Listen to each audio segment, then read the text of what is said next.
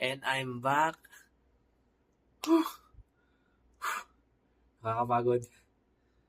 Time check.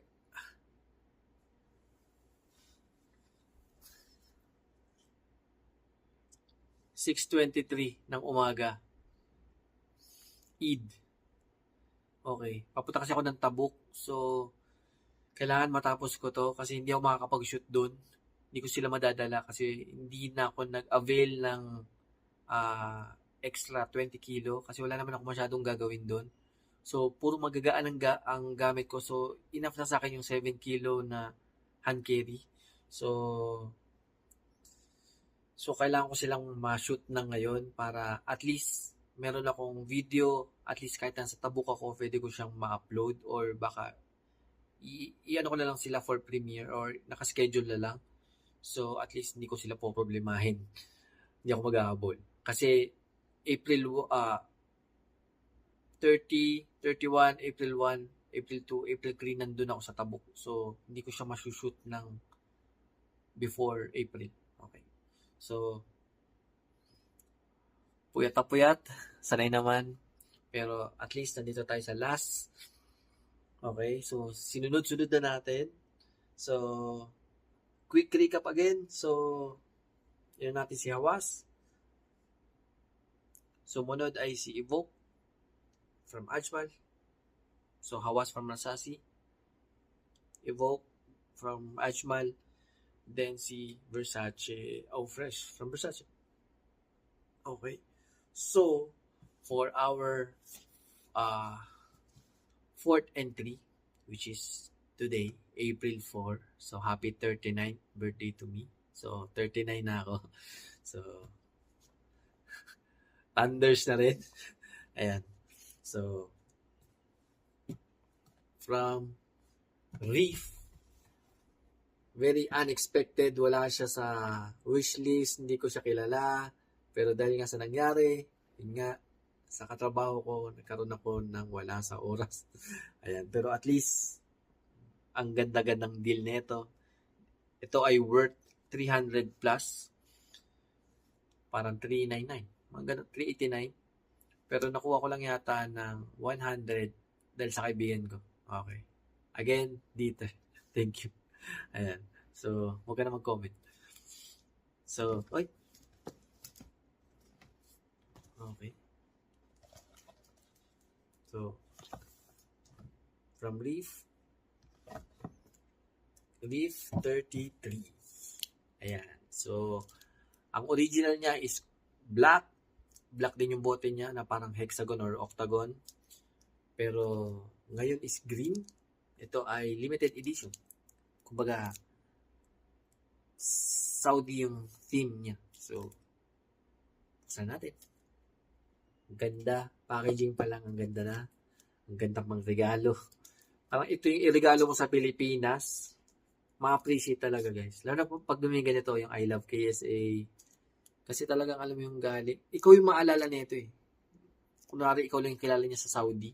Tapos ito yung binigay mo na map. Maalala ka dito. Every time makikita niya to, maalala niya, ikaw yung nagbigay. So, Reef, I love KSA. Buksan natin. So, according sa YouTube, no, ito yung nasa top 3 na perfume nila.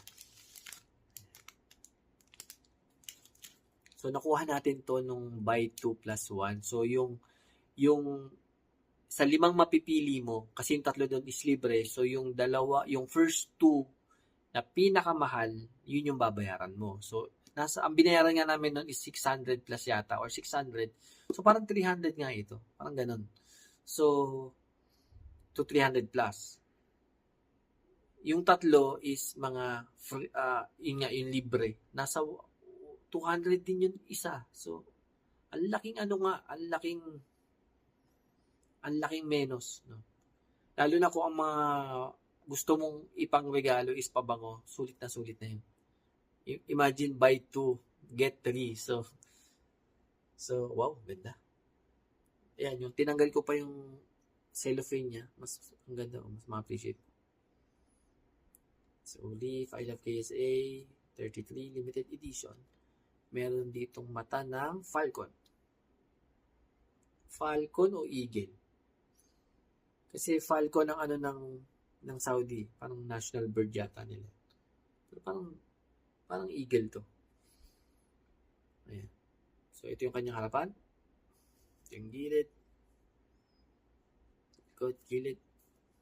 Taas. Baba. Ayan. So, Reef 33 ingredients. Okay, made in KSA. Saudi made. Ayan. Buksan natin. In 3, 2, 1. Oh, yes. Ang ganda. Wow. Wow. Ganda niya sa personal. Dito kilala ang mga Arabs, no? Yung parang, kala mo ang binibigyan nila hari, no? Royalty.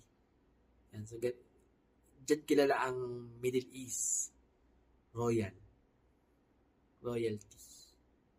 No? Kaya mo mahulog. Nahulog ba? Hindi naman. Ganda. Okay, tanggalin natin.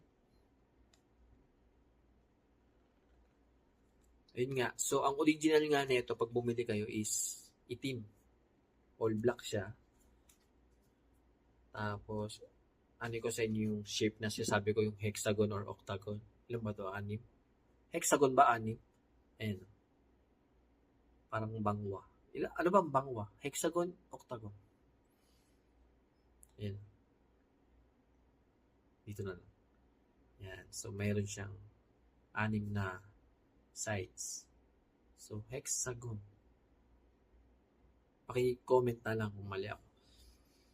Ayan. So, battle presentation. Ang ganda ng battle presentation. Ang kanyang outer, parang may nafe-feel ako. Parang naalala ko dito. Parang yung sa Luna Rosa. Parang siyang rubbery. Rubber ba ito? Parang ganun. Parang. Malapit na siya sa ganun. Parang matte na may onting velvet na o hindi, baka residue. Pero para ako may balahibo. Ayan, parang siyang velvet. Ayan, so I Love KSA. May mata ng kulay green. Emerald green ba yan? Then blue, gold. Then yung kanyang cap, may tatak na reef. Yan, so yun yung paikot.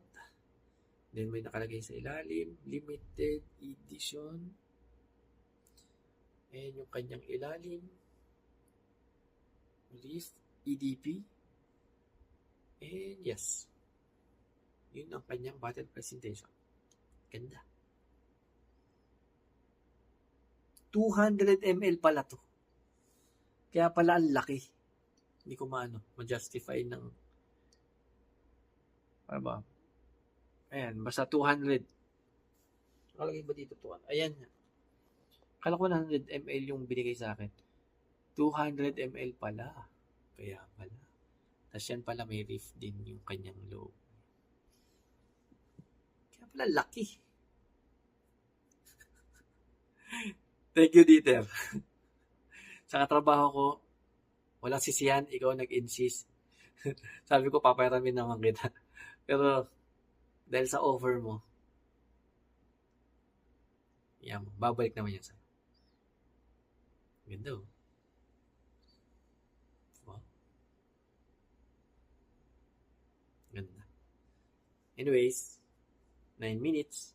Uwi na natin. Wala akong ibang kwento dito. Yun lang. Yung inano ko ng kaibigan ko, nakuha ko to dahil sa kanyang deal. Ayun nga. So, pag pinahiram ko siya ng 300 yata para mabili niya yung 5, Yung isa is akin. So, yun nga. Ang pinili ko is ito, 33. Parehas kami ng pinili, which is parehas din 200 ml. So, parehas na parehas. So, tag-isa kami. Then, yung tatlo, inano niya for family niya. Ayan. So, amoy na natin. 10 minutes na. Iba-iba na yung amoy ng ano ko. 3, 2, 1. 1, 2, 3. Ito yung atomizer. Lakas. Wow. Naamoy ko na to eh. Doon, kaya ko siya pinili din. Maliban kay 19. Pero,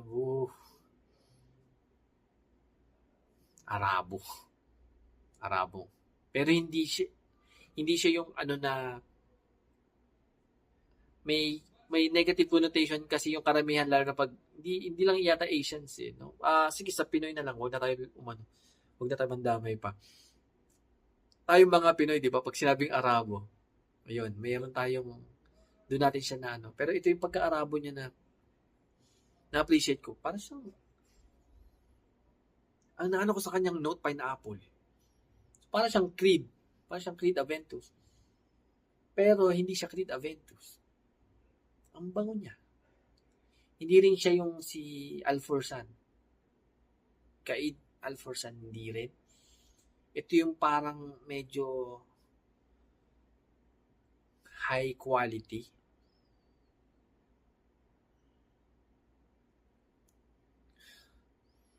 Amoy hindi lang mayaman to eh. Amoy hari. Parang amoy royal. Pag ito yung sinuto royalty. Ito yung, pag nandito ka sa Middle East, ito yung pag naamoy mo pag may puro nakatube dyan, ito yung naamoy mo. Parang ganun. Or puro nakaabaya. Kasi, ba't ko nasabing abaya? Kasi ito ay unisex. Kahit babae, pwedeng gamitin to. So, lalaki, babae, pwedeng gamitin tong scent na to.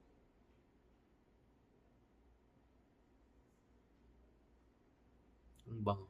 Talaga maalala ko Saudi dito. Pag nauwi ko to sa Pilipinas, then siguro nag-for good ako doon. Tapos naaamoy-amoy ko siya. Ang unang papasok sa isip ko talaga Saudi. Kahit yung nakapikit, naamoy ko lang. Kung siguro kuya ko, naki-spray. Pag naamoy ko to, Saudi. Bango. Arabo, royalty. Mamahalin, hari.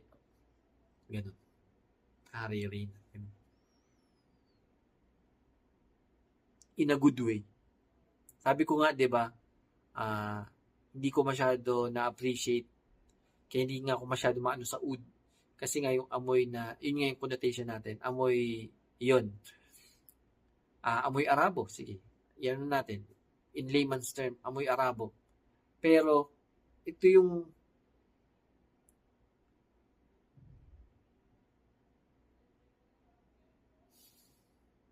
actually, nung nandun ako, hindi siya amoy Arabo. Nung nakuha ko, amoy Arabo. Pero, hindi ako na-disappoint. Na-appreciate ko siya. Bango. No doubt, isa siya sa bestseller. Si 33. Siguro ang ine-next ko si 19. Yun, parang more on for Asians. Para siyang naligo ka lang, kakaligo mo na. Yung mga gusto ko, kasi gusto ko yung nagagamit ko yung pabango. Ito kasi more on para may pinipili. Special events. Ito. Oo. Tapos kung may pagbibigyan kayo, tatay nyo, even mom. Okay, sorry, yun nga naputol na-limit na yung ko, nasagad na yung video ng phone na to. So, again, happy birthday to me. Bye, bye, bye. Happy Eid. Bye. Bye, guys.